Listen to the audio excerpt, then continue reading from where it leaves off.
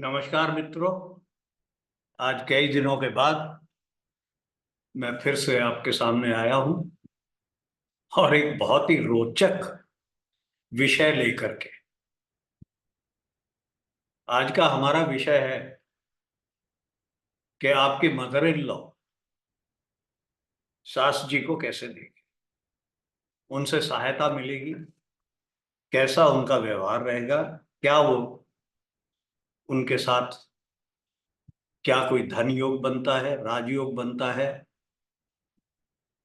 क्या उनसे धन की प्राप्ति होगी या आशीर्वाद की प्राप्ति होगी या आशीर्वाद नहीं मिलेगा। ये सब बहुत सोचने की वाली और ज्यादातर लोग चिंतित रहते हैं। हमने शायद पहले एक वीडियो बनाया था कि विवाह के तुरंत बाद का अनुभव, उसके साथ साथ ये कड़ी भी हम जोड़ सकते हैं। और ये देखने के लिए हम विवाह की कुंडली का प्रयोग करते हैं। विवाह की कुंडली नवांश है। नवांश केवल विवाह का नहीं है, ये शाश्वत चार्ट है। बहुत ज्यादा इसके इस्तेमाल है, बहुत यूज है। तो नवांश के बगैर कहते हैं कि प्रिडिक्शन नहीं करनी चाहिए। अब नवांश में जो लगन है वो आपका विवाह की लगन है, और जो सप्तम भाव है विवाह का, नवांश का, वो आपका विवाह है। तो जो सप्तमेश है वो आपके पति या पत्नी का भाव है। उसके बारे में हम वहां से विश्लेषण करते हैं, उसके स्वामी से करते हैं। अब अगर मैं नवांश को विवाह का चार्ट लेता हूं और पार्टनर आपका जो है वो सप्तम भाव है, तो एक हम मोटा मोटी दशम भाव को अपने पार्टनर की मां मान सकते हैं। तो आपके चार्ट में जो दशम भाव है वो आपको बहुत ज्यादा कुछ आपकी मदर इन लॉ, सासू माँ के बारे में बता देगा। अब हमारा प्रिंसिपल हमेशा ये है भाव और भावेश। अब यहां मैं माँ का उसका कारक कौन सा लूं, सासू माँ का, वो नहीं मैं देख रहा हूं। हम भाव और भावेश पर ही केंद्र करेंगे। अब दशम भाव जो है वो आपकी मदर इन लॉ सासू का हो गया। अब वो कैसे हैं वो दशम भाव का संबंध बताएगा, और उनका आचरण व्यवहार कैसा रहेगा वो दशमेश बताएगा कि दशमेश के क्या संबंध आ रहे हैं। और जो आपके पति या पत्नी है वो सेवंथ लॉर्ड है, उसका कर्म कैसे कार्य करेंगे, उनका नेचर, उनका बिहेवियर क्या रहेगा, वो सप्तमेश बताएगा। अब सप्तम भाव खराब है तो मैरिज खराब हो जाती है, ऐसा बोलते हैं। ठीक है जी। अब सप्तम भाव, दशम भाव को लेकर के आप वहां से केंद्र त्रिकोण का संबंध देख सकते हैं कि भाई राजयोग है या नहीं है,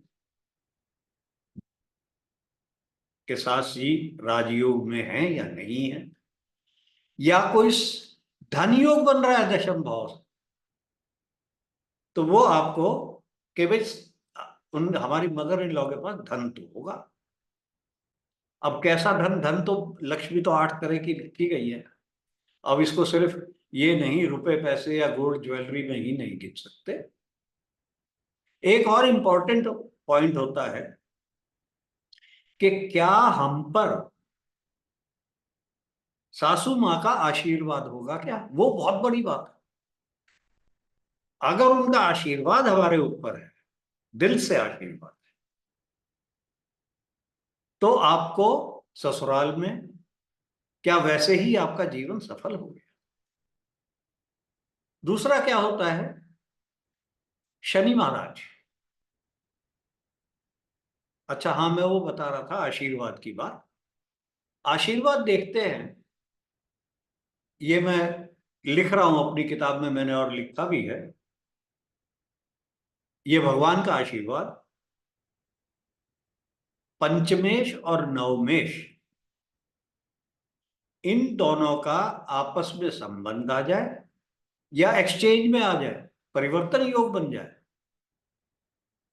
तो हम दशम भाव से ही ले रहे हैं। पंचमेश नवमेश अगर केंद्र से भी नहीं वो जुड़ा हुआ है, पंचमेश या नवमेश, इन दोनों में ही संबंध आ जाता है, तो सब दशम भाव का मतलब सासू का आपके ऊपर पूरा आशीर्वाद होगा। ठीक है, तो ये हमारे बेसिक रूल है। धन योग आप देख सकते हैं।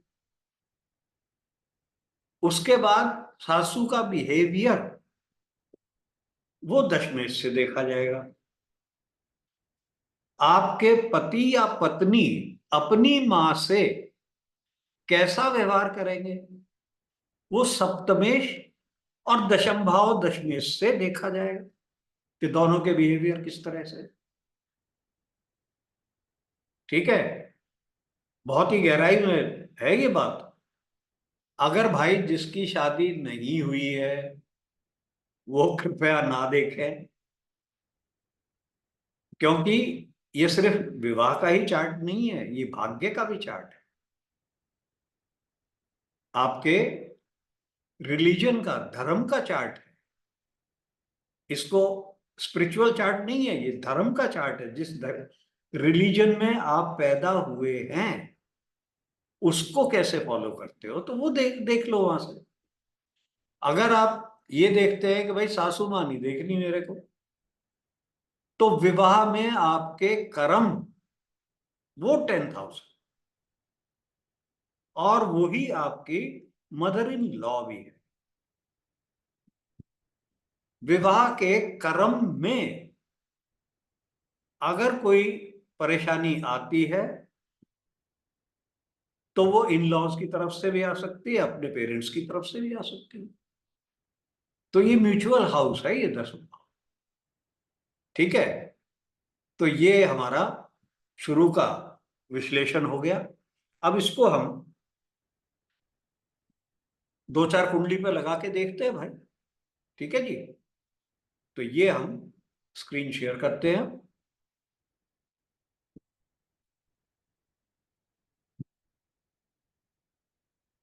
पहला चार्ट मैंने इंदिरा गांधी का समझने के लिए लगाया है। अब ये दुनिया में तो नहीं है। अब यहां देखिए दशम भाव का 10th हाउस, 10th हाउस में केतु महाराज बैठे हैं, और कोई दृष्टि दशम भाव पर नहीं है। अब हम उनकी नेचर देखें, कार्य शैली देखें। दशमेश है बृहस्पति। बृहस्पति भी किसी से दृष्ट नहीं है, कोई ग्रह नहीं देख रहा, और ये शत्रु राशि में अपने से छठे में बैठे, दशम से छठे में। अब हम देखें इनके पति, या इंदिरा गांधी जी का है तो इनके पति का व्यवहार वो अपनी मां के साथ कैसा था। अब यहां देख लो, पति महाराज वो बुध है। बुध तो भैया अच्छी जगह पे बैठे हुए हैं, अच्छी तरह से, बहुत अच्छा वो ध्यान दे रहे हैं। बुध शुक्र के साथ हैं, जो शुक्र स्व राशि के हैं, और शनि से दृष्ट है।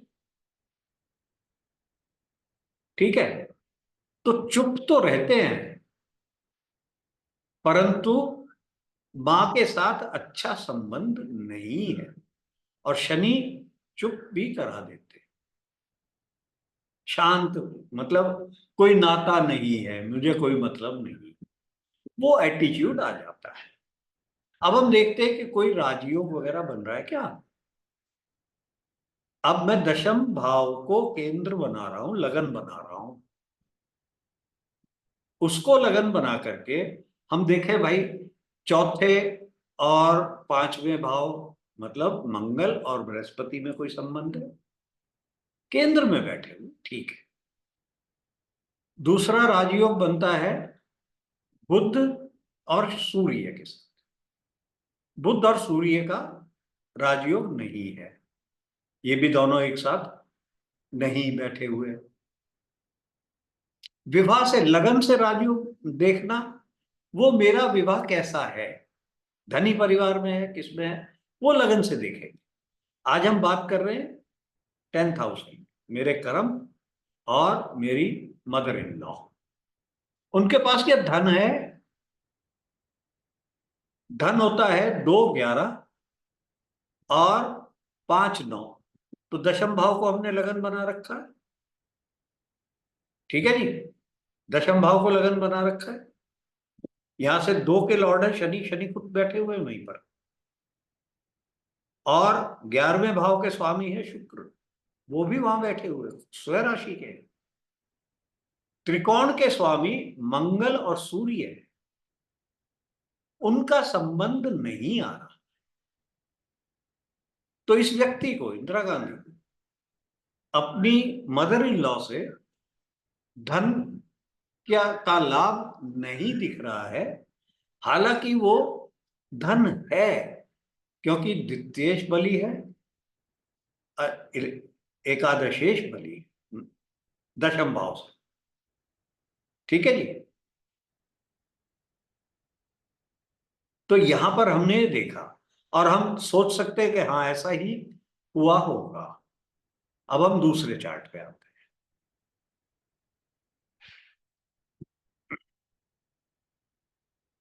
ये चार्ट भी अब देखिए, नवांश देखो भाई, सब दशम भाव में चंद्रमा विराजमान है। चंद्रमा कौन है? सप्तमेश है, मतलब इस व्यक्ति के पति या पत्नी, वो चंद्रमा है। और वो जाकर के मां के घर में बैठ गए,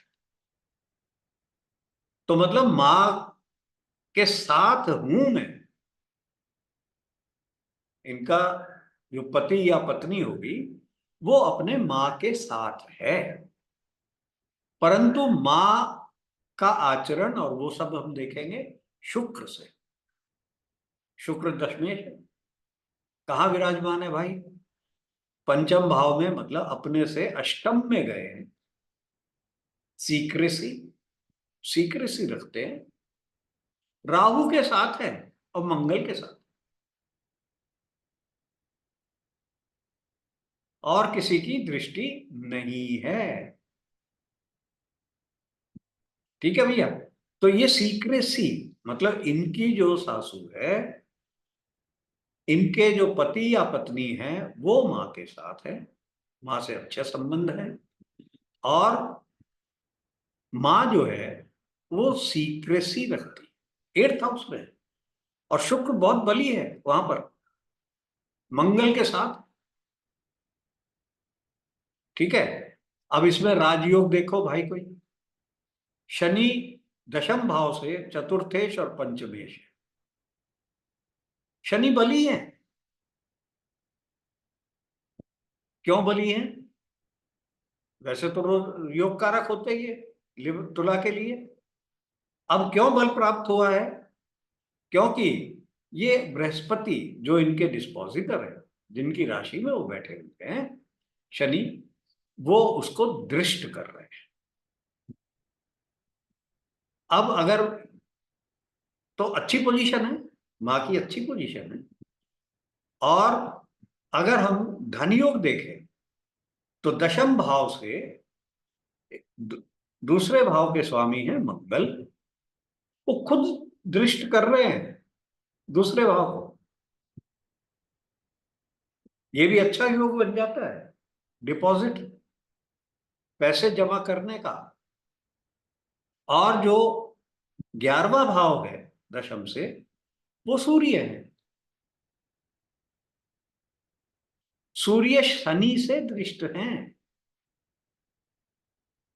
शनि पंचमेश है, दशम भाव से पंचमेश है, तो धन योग भी बना दिया। ठीक है जी।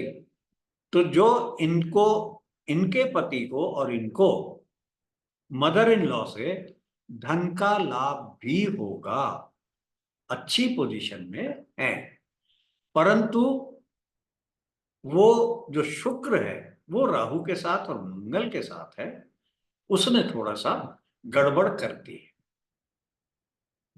मंगल ने धन तो दिया है, परंतु शुक्र को तो खराब कर रहे हैं ना वो, और राहु बैठे हुए हैं। तो जैसा हमने देखा है, राहु तो हमेशा मटेरियल वर्ल्डली दुनिया के पीछे रहता है। ठीक है जी। तो ये हमने इस तरह से इनको देखा। एक और चार्ट लेते हैं।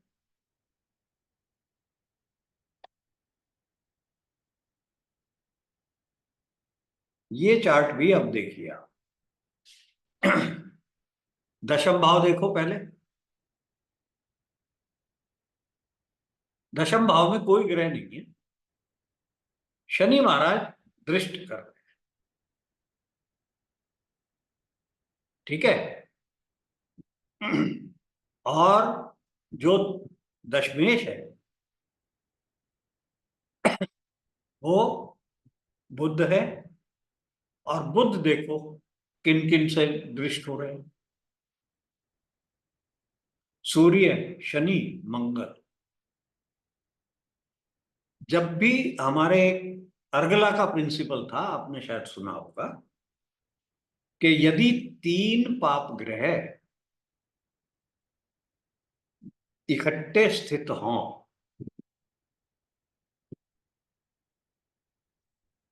तो वो जिस मतलब जहां से भी वो तीसरे भाव में स्थित होते हैं, मतलब उससे 11वां भाव अत्यंत बली हो जाता है। तो सासू मां का इनसे 11वां भाव, कर्क से 11वां भाव टॉरस है, वृषभ है, और वो सासू मां का कौन सा भाव है? नवम भाव। और नवमेश उसको देख रहे हैं। तो इनका जो वृषभ है, भाग्य भाव है मदर इन लॉ का, वो बहुत स्ट्रांग है, बहुत भाग्यशाली सासू मां है। ठीक है। और ये बहुत, अब यहां से राजयोग देख लो भाई, कोई राजयोग बन रहा है? दशम भाव को हम लगन बना करके राजयोग देख लेते हैं, राजयोग नहीं बन रहा है। तो पोजीशन अच्छी नहीं है, मतलब कहीं पद प्राप्ति नहीं है, परंतु भाग्यशाली है और धनवान है। धनवान कैसे? अब देखो, दशम भाव से द्वितीय भाव जो है वो तुला है। तुला में चंद्रमा और बृहस्पति बैठे हैं। चंद्रमा दशम भाव से एकादशेष हैं, और दशम भाव से एकादशेष सेकंड हाउस में चला गया, अच्छा धन योग बना देते। तो इस व्यक्ति को अपनी सास से धन योग मिलेगा। अब इनका आचरण देखें सास का, बुद्ध को देखेंगे, और इनका जो पति या पत्नी है वो भी बुद्ध है। तो इनकी सास और इनके पति या पत्नी वो भी एक साथ है, और उनके पर भी ये तीन ग्रहों का प्रभाव आ रहा है बुद्ध पे, दोनों पे, इनके स्पाउस पे भी और इनकी सास पर भी। बुध वहीं पर विराजमान है इकट्ठे, सास जी से वो पंचम में है, और जो पति या पत्नी है उससे अष्टम में है। ठीक है, तो इनका सास से तो ठीक है, शनि की दृष्टि है, मंगल की दृष्टि है, सूर्य की दृष्टि है, तो बहुत ज्यादा बातचीत या संबंध कह लो। और जो इनकी पति या पत्नी है वो भी आठवें में चली गई, तो सास अमीर रिच है, भाग्य दे रही है, परंतु रिलेशन इतने अच्छे नहीं है। अब देखो ये बारीकी भी यहां दिख जाती है।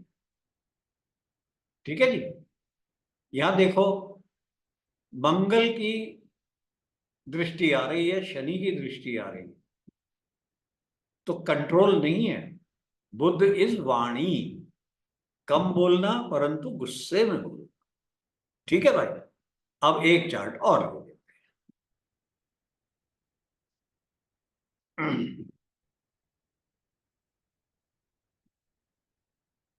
अब ये चार्ट आप देखो, दशम भाव में बृहस्पति विराजमान है, शुभ ग्रह विराजमान,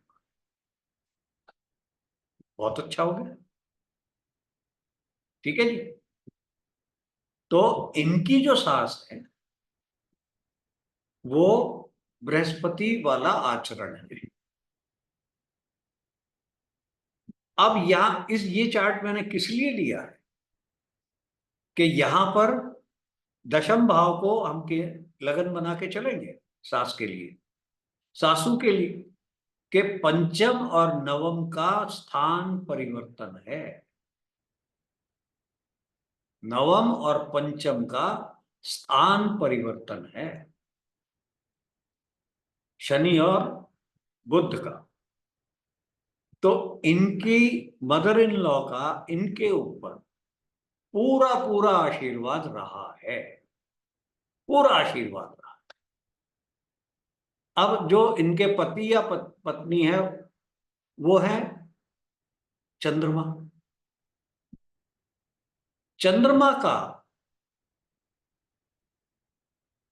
दशम भाव से वो छठे में बैठे, परंतु शुक्र से दशम में, शुक्र से दशम में है। तो शुक्र है मदर इन लॉ इनकी, और चंद्रमा है इनके हस्बैंड या वाइफ। तो हस्बैंड या वाइफ को मां ने सुख दिया है, इन्होंने सुख नहीं दिया है मां। इनके पति या पत्नी, इनके जो भी इस कुंडली की स्पाउस है, पार्टनर है, उन्होंने मां को सुख नहीं दिया है, मां ने सुख दिया है। मां इनके सुख में बैठी है जाकर के नवाज में शादी के बाद। ठीक है भैया, तो ये हमारा आज का टॉपिक था। और जिन्होंने, अगर जिनका विवाह नहीं हुआ है वो अपनी कुंडली देखे, हमने एक वीडियो बनाया था कि बहुत जल्दी विवाह होना या विवाह ना होना या बहुत देरी से हो, ये भी हम देख चुके हैं। नवाज बहुत पावरफुल चार्ट है, दुनिया की बहुत चीजें आपको दिखा देगा, आपके इवन धर्म के बारे में भी बता देगा। अल्टीमेट रिजल्ट किसी भी ग्रह का शाश्वत फल क्या मिलने वाला है वो भी नवाज बताएगा। तो मुझे उम्मीद है, आशा करता हूं कि ये गलत तरीके से इसको मत इस्तेमाल करना भाई।